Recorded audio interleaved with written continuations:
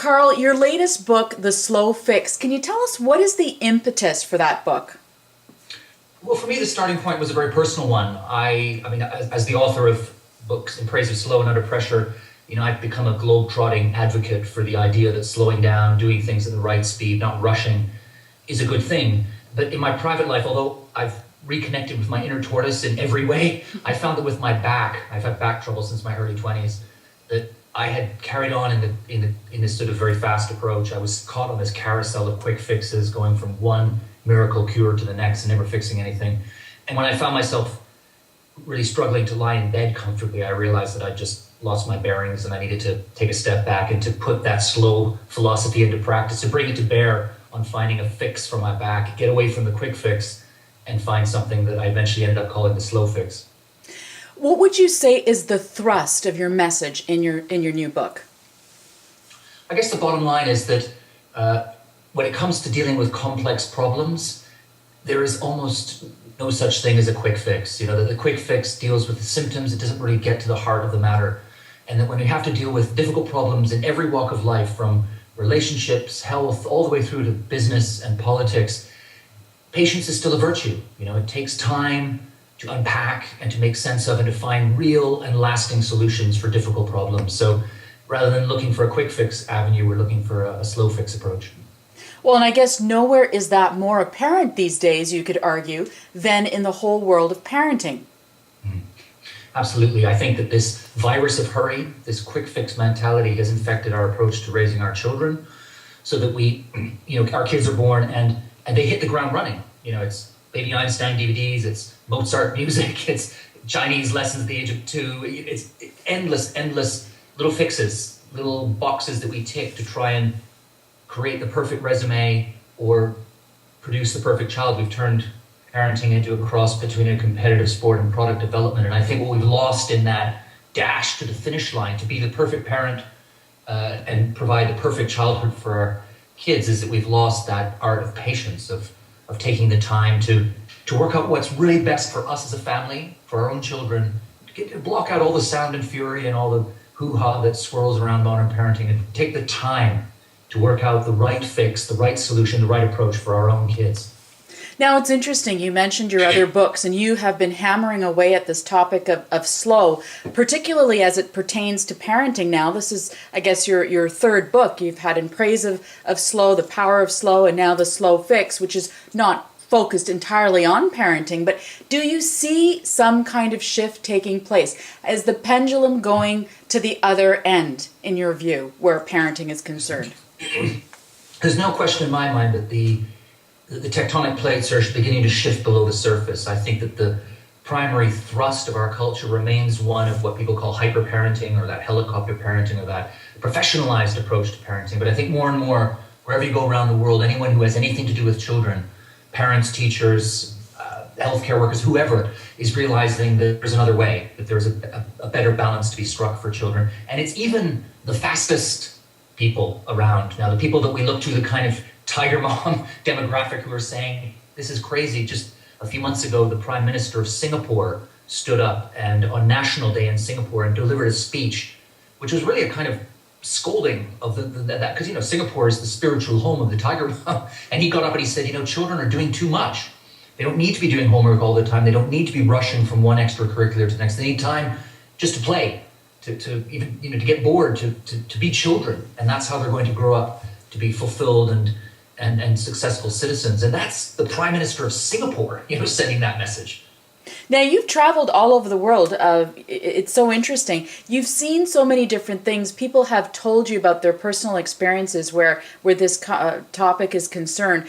What do you think, by and large, leads people, parents, to make these radical changes in their lives? It's a whole shift in philosophy, from going to, the ultra speedy, this, that, and the other, to slowing things right down in a family. What pushes them into that sphere, do you think? What I think the common thread here is that it's often some kind of shock to the system, something, because when we get stuck in that fast forward mode, especially as parents and as a family, and everyone else seems to be caught in the same vortex around it. We're racing to keep up with the Joneses. The Joneses are getting ahead of us. We race to, you lose track of what's going wrong. You can sense that something is wrong, but you almost are afraid to confront it, or you don't have time to confront it. And sometimes it takes a wake-up call, and often that's a health problem. You know, a parent has a burnout, or a child starts developing some kind of serious illness or suffering from exhaustion. And that's often the first lever, the first click when the parent says, whoa, we've lost our bearings in this family. This approach to family life is backfiring on us in serious ways. And that's often the first step to opening up that conversation and starting to rethink questions of pace, rhythm, priorities, you know, what's important, how do we use our time wisely, these sorts of things. Well, and I'm interested to know what would you say, or why is it important for parents to read The Slow Fix? Well, I think that in some ways, I guess what I'm tackling in The Slow Fix is our approach to problem solving complex problems. And in a sense, you could argue that raising a child is one of the most complex problems any of us will ever face. It's not a box ticking exercise. It's not, tell me what to do and I'll do it by 5 p.m. today and get on to the next thing. You know, it's an immensely tangled, complicated, multi-layered, frustrating, difficult, opaque business, the business of being a parent. And I guess the way I've put The Slow Fix together is I looked at problems in all spheres of life, from business and politics to the private sphere, personal relationships and so on, and tried to tease out certain ingredients or techniques or tips that will allow us to start tackling problems in any of those spheres. And I guess what I feel The Slow Fix brings to parents is some of these ways of getting into their parenting and reinventing it. So just one example, the first ingredient I have of The Slow Fix in the book is looking at the importance of making mistakes and admitting you've made a mistake and learning from that mistake. And that's a very hard thing to do, especially for parents, because often we feel like the last thing we can do is tell our kids, we don't have all the answers. We don't know. You know, we may need time. We may need help. We may be doing the wrong thing. We may need to change course here. And that's a very frightening thing to do. You know, being wrong, facing it down is a difficult thing for any human being to do, especially for a parent. So I guess that's one of the first ingredients of The Slow Fix that I think we can bring to bear in our parenting. But I mean, you go through the list of, I guess, The Slow Fix, I broke it down into essentially 13 different ingredients. And obviously we won't go through all of those now, but another one is the importance of involving the people who are in the problem, enlisting and recruiting them and getting ideas from them in order to devise a better solution. So that will apply whether you're working in a company or trying to solve an aid or poverty problem in the third world. You talk to the villagers, you get them involved. The same thing I think can apply in the family, where, as parents, we don't necessarily have to have all the answers. And in a lot of ways, to forge a childhood worthy of the name, we need to let children take the lead. We need to find out what their passion is. We need to hear their voices.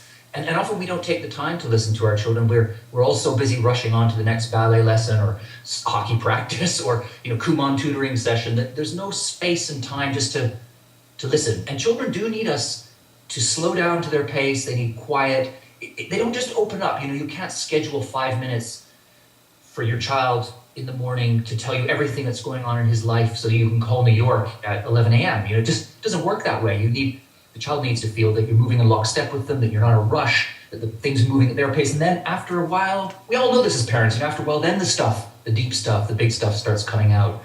So I think it's about taking the time to listen, but also taking on board what children say, because ultimately, parenting is not product development. It's not, my child is born, input X today, 18 years from now, output Y.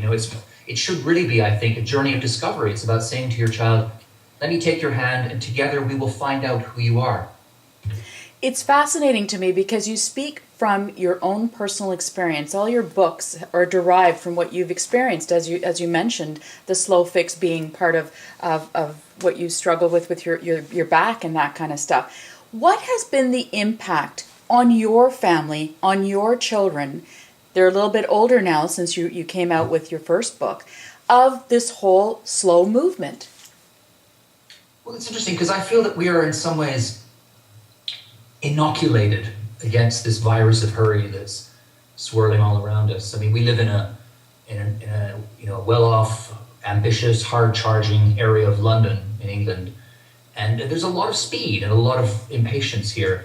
But somehow as a family, I feel that we have together found a way to rise above that and to block out the pressure to do what everyone else is doing, to do it as fast as they're doing it, and to take the time to focus, to look inside our family and work out amongst the four of us what's best, what extracurriculars we want to invest time in doing, what our goals are academically for the children, what sorts of things, how much spare time they ought to have. And all these things have been part of the conversation in this family for years, from when the children were quite young. So in some ways, I think that they've almost kind of been vaccinated against the pressure around them, so that they, along with us, look at how some of their friends, families are caught up in this crazy dash to the finish line, and they don't envy it and don't feel left out. They think, phew, thank goodness we don't live in that environment. So in some ways, we've kind of created our own space where we're confident finding our own speed and our own rhythm, and both our children are thriving. So you've never felt like a family on an island then? Occasionally, very occasionally, but it's a very happy island. And one where everybody's doing well. So. That's wonderful, Carl. Any final thoughts about the slow fix and what you hope readers will take from it? Well, the final chapter of the slow fix looks at what I consider the last ingredient, and I think the catch-all phrase I use is evolve, or the idea that every fix, every solution, when you're dealing with a difficult problem like raising a child, it's always open-ended. We never solve. I mean, what does it even mean to solve climate change? Or can we all agree what an end to poverty would look like? These are very complicated. There's a lot of nuance. There's a lot of subjectivity, and we don't really know. It's. I guess ultimately what I found with all of the examples that I looked at around the world in politics, business, social reform, everything, relationships, was that the best slow fixes were open-ended. That people had to keep working at them. You start with the principles, you keep working, you move, you change, you shift according to circumstances. You don't just tick the box, I've done my slow fix, now I can forget about it and move on. And I think that kind of underscores a lot about what parenting should be in the modern age, is that it's a journey of discovery. It's a process. It's not an exercise that you just schedule in and finish. And a big part of that is accepting and embracing uncertainty, which is a very frightening thing for us, especially in the early 21st century, where we love everything to be certain. Show me the numbers. We want everything boiled down to a PowerPoint slide or a graph.